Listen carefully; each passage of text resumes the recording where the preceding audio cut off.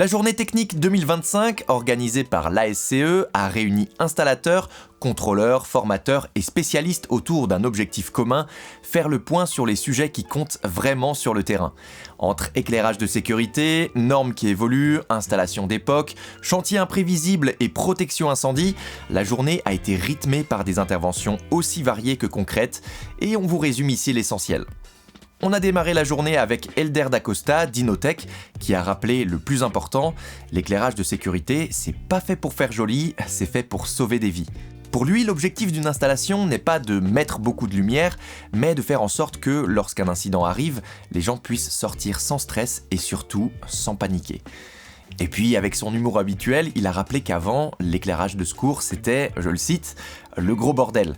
Et ça résume assez bien la situation. Pendant des années, il fallait jongler avec une multitude de documents, chacun avec ses propres exigences.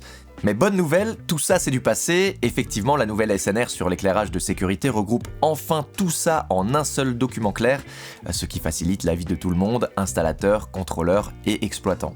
Elder l'a résumé simplement, un bon éclairage de secours, ce n'est pas plus de lumière, mais la bonne lumière au bon endroit, au bon moment. Ensuite, c'est du fameux schéma 3 dont il a été question, ce grand classique des vieilles installations. Il a été rappelé que ces réseaux, avec leurs couleurs d'époque et leur bricolage parfois audacieux, peuvent vite devenir dangereux, surtout en cas de rupture du neutre. Là, c'est plus une installation électrique, ça devient carrément un escape game. L'idée du jour, c'était donc de présenter le nouveau guide technique, un document pensé pour aider aussi bien les contrôleurs que les installateurs à s'y retrouver. Comment reconnaître une installation schéma 3, quoi vérifier précisément et surtout quand il faut absolument la remplacer. En résumé, ce guide arrive à point nommé pour éviter les mauvaises surprises et remettre un peu d'ordre dans tout ça. Ensuite, Joël Jeanneret nous a plongé dans la réalité du terrain. Quand on prépare une installation pour un chantier ou une manifestation, rien ne se passe jamais comme prévu.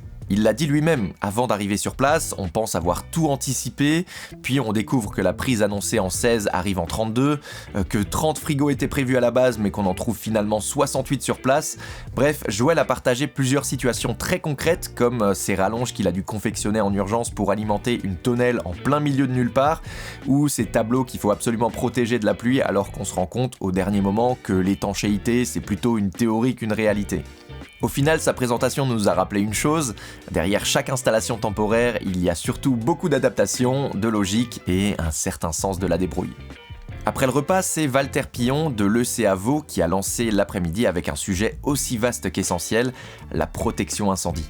Il a commencé par rappeler une chose simple, la protection incendie, ce n'est pas des règles en plus, c'est ce qui sauve des vies, protège les bâtiments et évite bien des surprises. Il a également ouvert une fenêtre sur le futur, les nouvelles directives 2026-2027, beaucoup plus simples, plus homogènes entre les cantons et basées sur le risque réel des bâtiments plutôt que sur leur affectation administrative. On a ensuite enchaîné avec Joël Basler, venu nous présenter la fameuse NIBT 2025, et il l'a dit lui-même, c'est pas un grand cru, mais il faut quand même la boire. Pas de révolution, mais davantage de cohérence, les références CEI, Sénélec et normes suisses sont enfin alignées, les points essentiels ressortent mieux et les petites bricoles ont disparu. Il a aussi relevé quelques nouveautés utiles comme les maps qui offrent une lecture plus claire des changements et des principes de sécurité. Et même si la norme vient de sortir, elle évolue déjà, certains articles sont mis à jour en continu, à chacun de rester attentif. En bref, un millésime discret, mais une norme plus propre, plus logique et plus facile à utiliser au quotidien. Pour terminer la journée, les participants ont enchaîné avec 2 blocs très orientés terrain. D'abord, une séquence dédiée aux mesures et aux tests SPD, animée par Johan Corminboeuf. Puis la journée s'est conclue avec une session de cas pratiques et de débats interactifs, toujours menée par Johan. Un moment plus ouvert où intervenants et participants ont pu confronter leurs expériences, poser leurs dernières questions et revenir sur les situations rencontrées sur le terrain. En résumé, cette journée technique nous a offert un vrai panorama de la pratique, des rappels essentiels, des retours de terrain, des nouveautés normatives et des échanges concrets. Bref, une édition dense, utile et qui rappelle pourquoi ces rencontres restent indispensables pour progresser ensemble dans la branche.